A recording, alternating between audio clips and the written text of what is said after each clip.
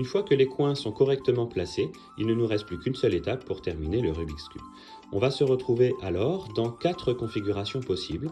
Voici la première, celle où aucun coin n'est parfaitement placé, c'est-à-dire qu'il n'y a pas de face jaune sur les coins, ici. Ou sinon, on peut se retrouver dans le cas où il y a simplement un seul coin jaune bien placé, on le voit ici. Sinon, il y a le cas où on peut avoir 2 coins parfaitement placés ici, comme cela, sur 2 faces adjacentes. Ou également le cas où les 2 faces jaunes qui sont bien placées sont à l'opposé l'une de l'autre.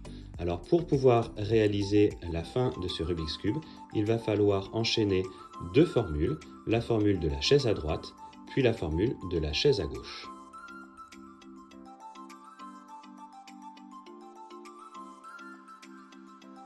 Alors pour commencer, il faut déjà comprendre que faire la chaise à droite puis la chaise à gauche n'a une incidence que sur les 2 cubes qui seront placés ici en haut sur la face à droite. Donc la chaise à droite et la chaise à gauche va nous permettre de remonter les 2 arêtes qui sont ici sur la face du dessus. Donc là on voit que ce serait intéressant de positionner son cube dans ce sens-là, puisque les 2 arêtes jaunes finiraient par être au-dessus. Alors que si on prenait son cube comme ça et que l'on faisait chaise à droite et chaise à gauche, simplement une seule arête jaune, celle-ci serait au-dessus, alors qu'ici ce serait la face rouge. Donc là, pour pouvoir enchaîner chaise à droite et chaise à gauche, il va falloir positionner son cube de telle façon à avoir ici 2 couleurs jaunes qui remontent sur le dessus.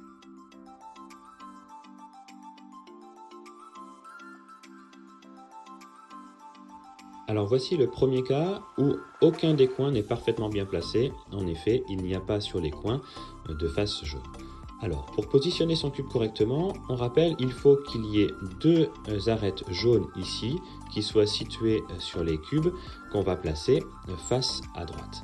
Donc je vais faire chaise à droite et chaise à gauche afin de remonter les 2 arêtes ici sur la face du dessus. Alors chaise à droite, je me lève, je pars très loin. La chaise tombe, je reviens, je remonte la chaise, je m'approche et je m'assois. Puis la chaise à gauche, je me lève, je pars très loin, la chaise tombe, je reviens, je remonte la chaise, je m'approche et je m'assois. Ainsi, les 2 faces jaunes qui étaient sur le côté droit viennent de remonter sur la face du dessus. Et là, nous nous retrouvons dans le cas où on a bien 2 arêtes ici jaunes qui sont sur la face du dessus, 2 arêtes jaunes adjacentes. C'est le cas numéro 3 qu'on développe un tout petit peu après.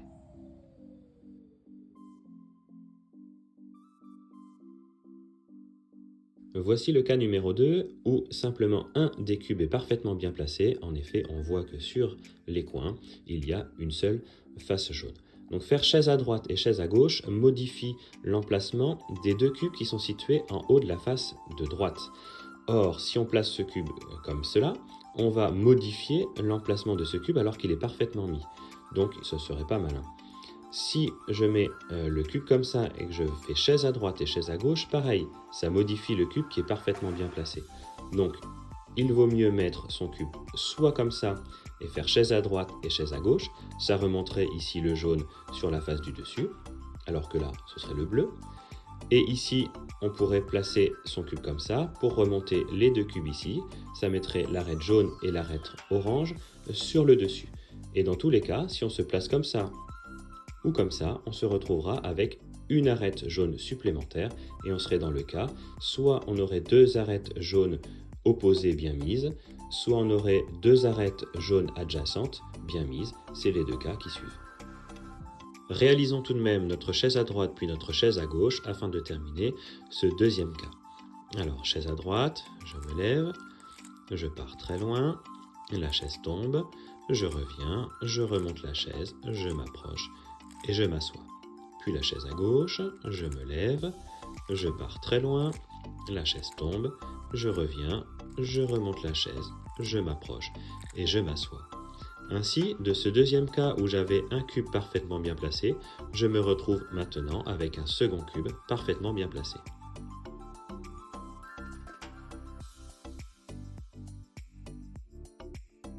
Voici le cas numéro 3 où deux cubes sont parfaitement mis, c'est-à-dire deux cubes adjacents. On voit, ils sont situés sur la même arête ou sur la même face. Donc maintenant, on va vouloir échanger les deux autres cubes qui sont mal placés. Alors pour cela, il va falloir repérer deux yeux de la même couleur. Alors ici, on voit qu'on a un œil vert et un œil bleu, alors que si on se met comme ça, on a deux yeux orange. Si on a deux yeux de la même couleur, il va falloir travailler avec cette couleur face au-dessus. Ici, j'ai deux yeux orange, je vais donc travailler face orange au-dessus. Puis je vais placer mon cube ainsi pour pouvoir faire chaise à droite et chaise à gauche, puisque ces deux formules me permettent de faire remonter les deux arêtes côté droit sur la face du dessus. Alors c'est parti pour chaise à droite, je me lève, je pars très loin, la chaise tombe, je reviens, je remonte la chaise, je m'approche et je m'assois. Puis chaise à gauche, je me lève, je pars très loin, la chaise tombe, je reviens, je remonte la chaise, je m'approche et je m'assois. Et ainsi le cube est terminé. Bravo!